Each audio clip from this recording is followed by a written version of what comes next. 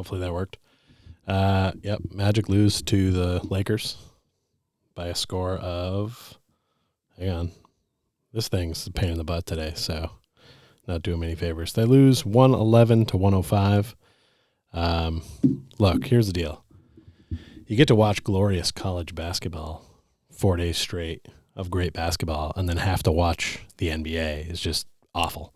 The game just doesn't have the same zest to it, right? Like, this two teams apparently need this for the play-in, but every possession doesn't matter. Guys aren't rebounding. There's no passion in the building. It's just disgusting.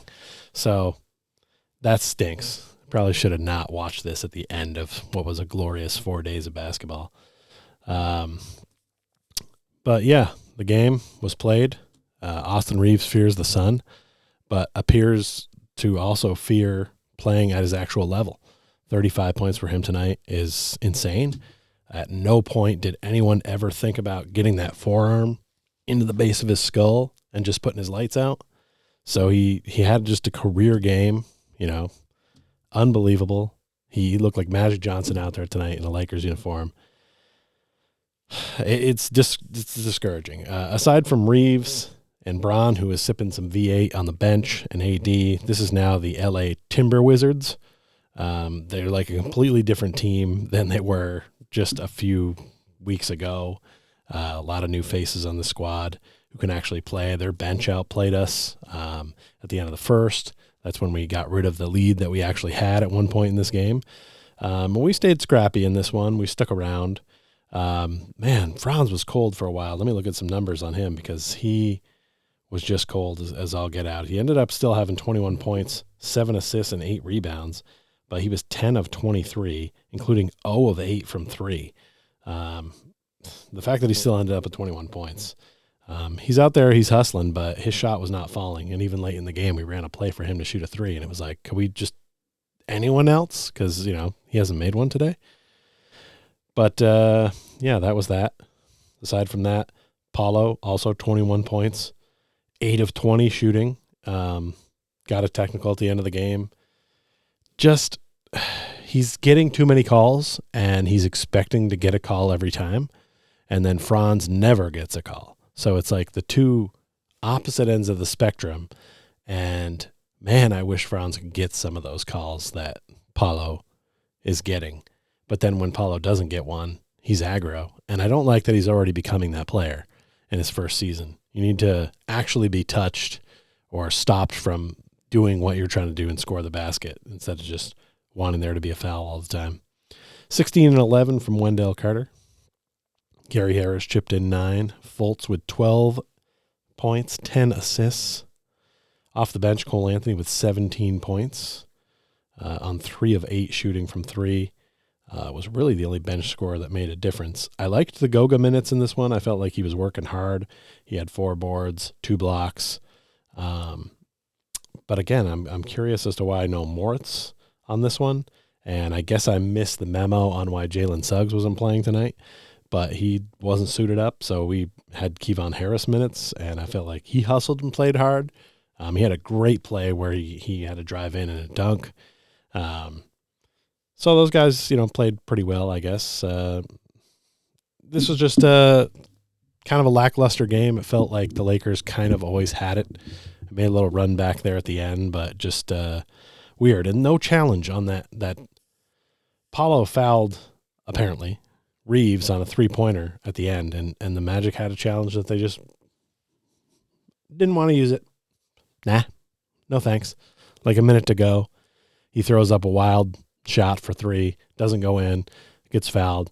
Sure, let him have the free throws. I mean, what are we saving that for? You don't get like a bonus back for ones that you don't use. Did you really think you were going to need it in the last minute of the game? It just seemed like a time to use it because that guy was flopping all over the place and getting a lot of stuff that he was throwing up to go. I'm curious now, as I'm saying this, how many free throws this cat shot. Because I'm sure it was several. Where is he down there? 16 of 18 from the free throw line. Austin Reaves, all right? Like, I get that he can shoot a little bit from the outside and stuff, but he should not be getting to the line that much. And I get that there was a fair amount of that down the stretch when they were trying to ice the game out, but It's really absurd. I mean, especially when Anthony Davis only has 15, D'Angelo Russell puts in 18. I mean, Schroeder put us in 12 and Troy Brown Jr. 12. Those are the leading scorers. You got beat by Austin Reaves tonight out there. And it's inexcusable. I think we really missed Suggs out there tonight. We could have used his defense on that second unit. But I would have liked to seen, as much as I enjoy the Goga minutes, I think I would have liked to seen Moritz out there with Franz. I feel like he cools them off, and they can get a little two-man game going that's really special, you know? So it seems weird to not go with that. Did get the win last night against the Clippers, so to split in L.A. is pretty good, I guess. Not when you're trying to really make the play-in, but still solid. I don't know. I don't have a ton else to say here. Let's go with the overall numbers that we always try to give you. We were out-rebounded 52-44. They had more turnovers than us, 15-8. We had 28 fouls. They had 19 fouls. And the three-point shooting continues to be abysmal for the Atlanta Magic, just abysmal. 10 of 38, 26.3%. Lakers shot 13 of 32. So they didn't throw up a ton, but 40%, obviously, much, much better. And, yeah, just not a good effort. We could have had a little bit more effort and been more in this game. As it was at the end, we're in this game still. And it seemed like, how did this happen? Because it just felt like they were doing enough to just stay ahead of us all night long. And, points in the paint. We did win tonight, 52-38. But they killed us in the bench points because of Austin Reaves, 61-26. We did have a 9-point lead at one point in the first quarter. It's kind of hard to think about that now because it didn't really turn out that way. But, just an ugly game. If you're looking for Magic games to go back and watch, pass on this one, watch the first one. Watch the one on Saturday versus the Clippers. We will be doing things here on Court Cousins in the near future. We've got a live stream coming up for the game against the Washington Wizards, which is our next game on Tuesday, the 21st. And then we're going to do another live stream on the 26th next Sunday when we take on Brooklyn. So hopefully that one goes a little bit better than this one did here tonight.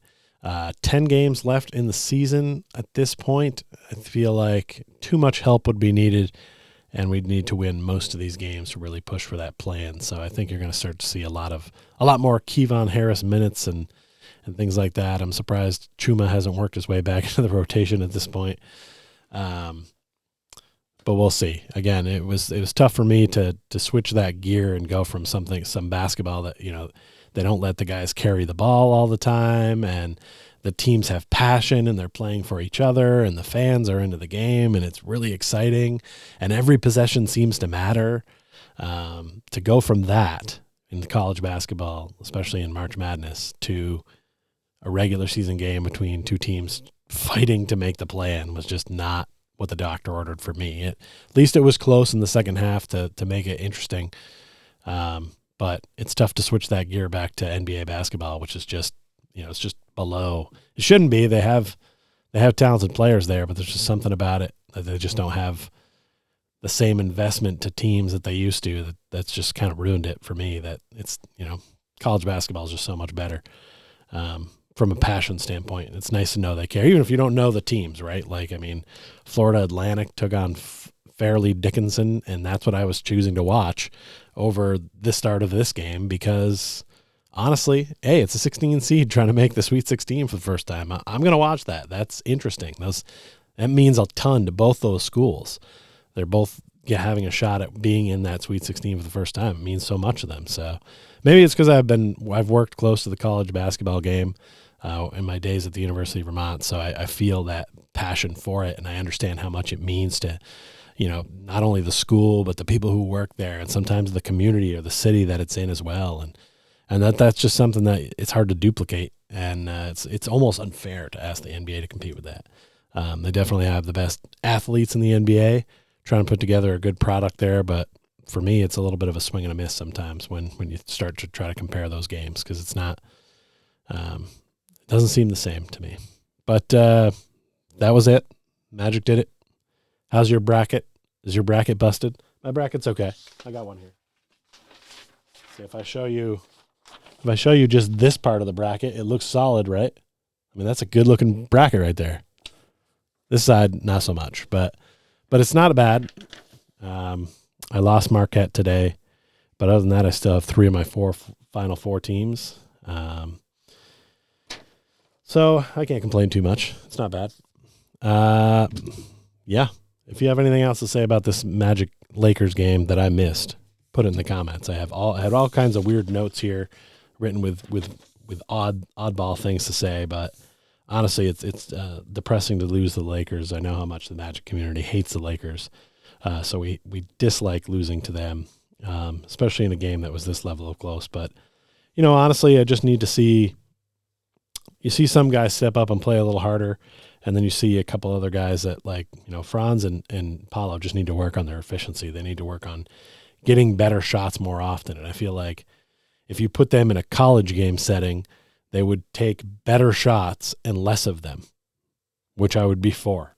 I don't need you to put up 22 if you're going to hit 8. That's just not a good percentage. Like sometimes it feels like it's being forced. And referees, they got to start respecting Franz Wagner a little bit. And, I kind of wish that they wouldn't respect Paolo as much. I don't like those artificial star calls. AD got a few of those down the stretch where it was like Wendell did not even touch him and he just decides to fade and fall down. He gets the foul call. They got to tighten that stuff up in the NBA, man. I know that they want play that the fans find exciting, but I want play that is fair and just, that is called the same for both teams, regardless of the name on the back of their jersey or what they look like or how much money they make. So, think about it, NBA. Yeah, they're not going to listen to me as long as that money's coming in. But, all right, what do you think of the last 10 games? How do you think the Magic are going to finish out?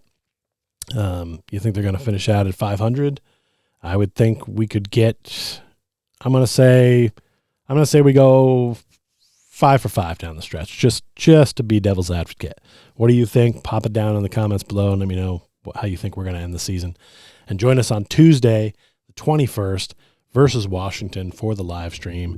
The Court Cousins are going to hit you with the goods. I have hit the appropriate noise. Tell us that we are leaving. So I will say thanks for coming. Go Magic. And somebody got to stop Austin Reaves. I hope somebody did. I hope at least security stopped him on the way out of the building and asked him who he was or something. You should need to show ID.